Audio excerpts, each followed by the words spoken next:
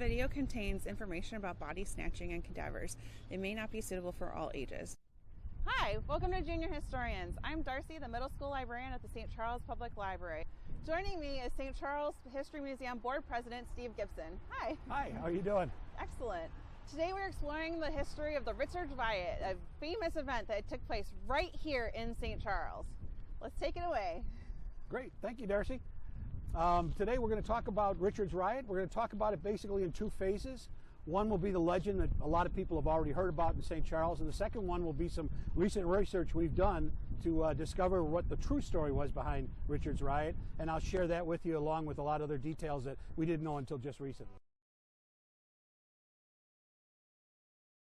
If you grew up in St. Charles or have spent any time in St. Charles and have even a passing interest in the history of this great city, there's at least one bit of history you know, the story of Richards Riot. The following is how the story you may have heard goes, but be sure you turn the lights up and lock the front door before we start. It can get kind of scary. I call this Richards Riot Everything You Know Is Wrong because the recent research has shown us that a lot of things we know about this story are wrong. But first I'm going to tell you the story as we've always heard it. In the spring of 1842, Dr. George W. Richards, recently arrived from New York, sets up a medical college at the corner of First Avenue and East Main Street. At that location today is what we know as Riverside Pizza and Pub. There, Richards teaches medicine and anatomy to his students.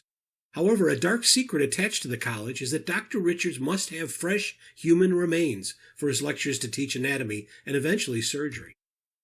The barn on Dr. Richards' property on Illinois Street between 5th and 6th Avenue is rumored to hold some grisly evidence. Human bodies hang from the rafters in preparation for the lecture hall's dissecting table. Dr. Richards, while a noted teacher, is not held in high esteem by the people of St. Charles, who suspect all kinds of evil at work at the college and his home. In mid-April 1849, a couple of Dr. Richards' students, John Rood and at least one other, maybe even Dr. Richards' son, are told by a cemetery caretaker in Sycamore of a fresh body buried in the cemetery there, a German immigrant without family. They head off to Sycamore, where they intend to steal the body for use at the college. They stop along the route at Garfield's Tavern, a stagecoach stop just west of St. Charles, where they have dinner. Garfield's Tavern still exists today and is a great museum. Go visit it. While there, someone who knows them asks if they are headed to Cortland to dig up the body of Mrs. George Kenyon, who has recently died. Hearing this, their plans change. Another patron discovers their carriage and tools and rushes to alert the folks in Sycamore and Cortland of the students' mission. From the tavern, the students head to Cortland on the old state road, Campton Hills Road and Route 64 today.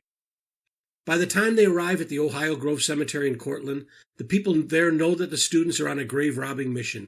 They move to patrol the local cemeteries and prevent any digging. But after 3 days of activity, the patrols grow lax, and on the evening of April 19, 1849, the medical students creep into the cemetery undetected. There they quickly dig up and steal the body of 17-year-old Mrs. Kenyon. They wrap the body in a sack and quickly head back to St. Charles with their prize, hoping that their handiwork will go unnoticed. But their morbid theft is discovered, and Mrs. Kenyon's husband and her father lead an enraged mob on a quick chase to St. Charles and to the home of Dr. Richards.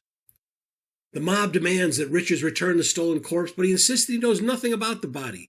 However, one member of the mob goes into the doctor's barn and sees the human remains hanging from the rafters, but no sign of Mrs. Kenyon's remains.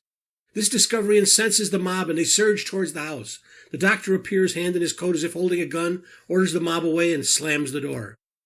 George Kenyon steps forward, tells the crowd to clear from in front of him, and levels his rifle at the doctor's door.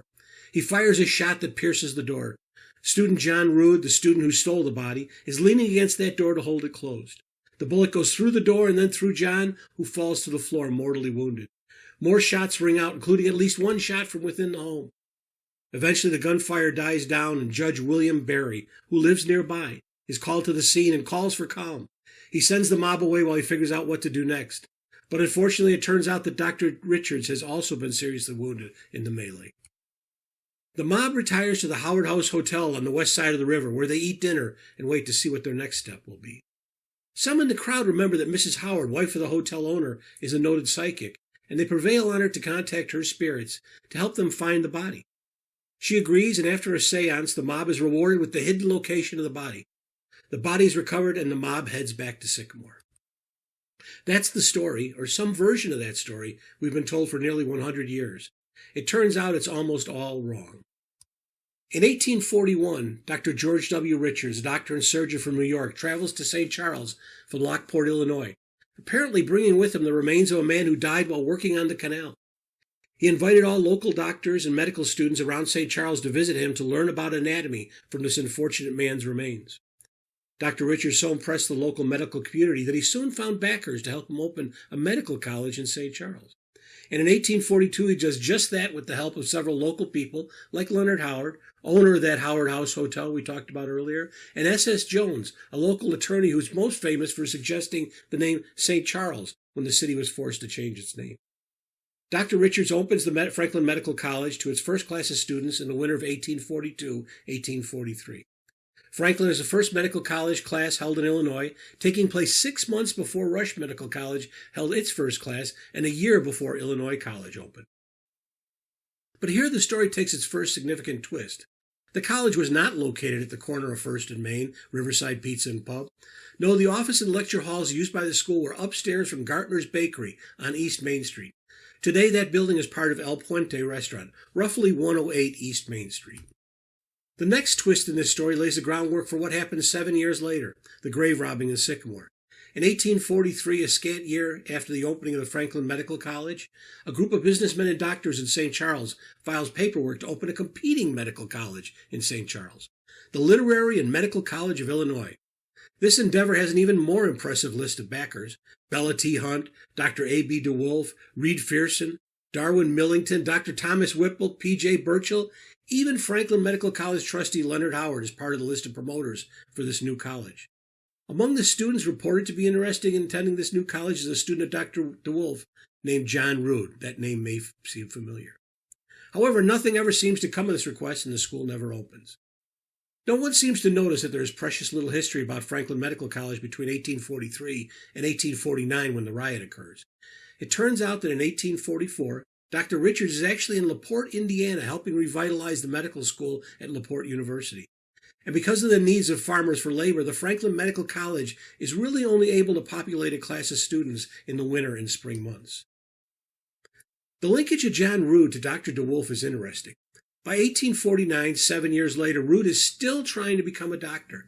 Broke and unable to pay his tuition, is it possible that he became part of a plot to bring down Dr. Richards? Contemporary histories tell the people of St. Charles had grown wary of Dr. Richards and the ghoulish methods used to teach surgery and anatomy. Did DeWolf and the other town leaders conspire to force Richards out? Or did they maybe use the excuse of the riot to finish the work they began in 1843? We'll never know, but there is still more to the story. Remember the stop at Garfield's Tavern on the way to Sycamore? Turns out they didn't stop at Garfield's Tavern. They stopped at Lovell's Tavern, which is out near Sycamore and on the route to Ohio Grove Cemetery. Also, in contemporary accounts of the riot, it's obvious that when the mob appears at Dr. Richards' door, he's only just become aware of the cause for the mob's appearance. He doesn't know where the body is and asks if it even is on his property, and if it is, he tells the students to remove it immediately. It's at this point that the body is buried in a shallow grave. Oh, another thing. Where Dr. Richards' home is located today is not where it was when the riots occurred. It was located on another block just west of that location. What about psychic Catherine Howard? How is that explained? It turns out that Judge William Berry, who disperses the crowd to the Howard Hotel, later goes to the mob there and promises them that he will personally locate the body and ensure its safe return to her family for proper burial. Later in that same Howard Hotel, several students meet with Judge Berry and tell him where he can find the body. One, a student named Harvey, tells the judge where the body is buried, at Cedar Bluffs on the east side of the river between St. Charles and Geneva. Berry and a man known as Captain Norton go to the place, find the body, purchase a coffin in Geneva, and there they meet R.E. Prescott of Sycamore on the River Road. Today's Route 25, and he takes the body back to Cortland and Sycamore and back to the family. Charges are never brought against the rioters, and the whole incident is quickly swept under the carpet in St. Charles. Some history suggests it's because the entire incident was incited by those who were jealous of Dr. Richards' successes. Why did John Rood go and steal that body? Who promised him money or an education in exchange for that criminal act? With bodies already in his barn and no obvious knowledge of Rood's actions, why would Richards risk exactly the fate that befell him? Could it be that other important men in St. Charles had a hand in this melee? That's a mystery that's still waiting for resolution. And what of the hapless Dr. Richards? Does he die a shameful and rapid death? Well, not quite. He's first taken to Geneva for safety, and then he goes to Chicago for treatment. While he never regains the use of his injured right arm and hand and suffers from the wound to his lung for the rest of his life, it barely slows him down. He relocates the Franklin Medical College to Rock Island, Illinois, and then to Dearborn. Eventually it moves to Keokuk, Illinois. There, Richards resigns from the college and he moves to Dubuque, Iowa. And in 1853, 4 years after the riot, he becomes the first president of a medical society that one day will be the Northwestern Medical Society, which will be instrumental in growing Rush Medical College into the world-class institution it is today. Richards dies, though, in 1853, maybe from complications of his wound, although his attending doctor says it is not related. And at his funeral, he's eulogized by physicians and former students and lauded for his work to bring education and rigor to the medical profession. One of his biographers will write, quote, G.W. Richards was no ordinary man, and he was naturally a teacher able to attract and hold young men. No intimation has been uncovered that even suggests he was not a man of the highest honor and of the best ideals for his profession. In the group of men who taught medicine in the district west of Chicago, he was the leading character, end quote. Richards is buried in a cemetery in Dubuque, and later his remains disappear in a flood of the Mississippi River. A few more interesting facts. Mrs. George M. Kenyon is actually Mrs. George M. Kinyon, Kinyon, and her maiden name was Marilla Churchill. She's buried along with George in Ohio Grove Cemetery in Cortland, DeKalb County, Illinois. You can find her headstone there today. Marilla was a month shy of her 17th birthday, just 16 years old when she died on March 26, 1849. She died of cholera. George Kinyon, her husband, remarried, and he lived to be 68. And finally, it appears that Franklin Medical College was never actually officially chartered as a medical college in Illinois.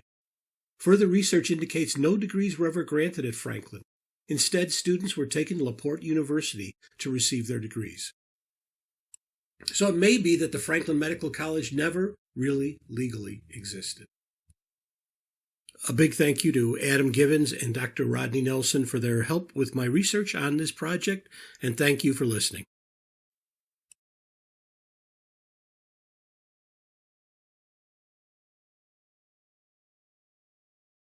Well, thank you, Steve, so much for giving us your time and your expertise on this awesome event that happened in St. Charles history.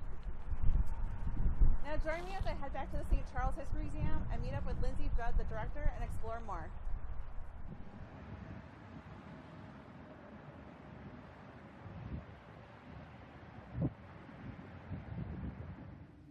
Welcome back to the St. Charles History Museum.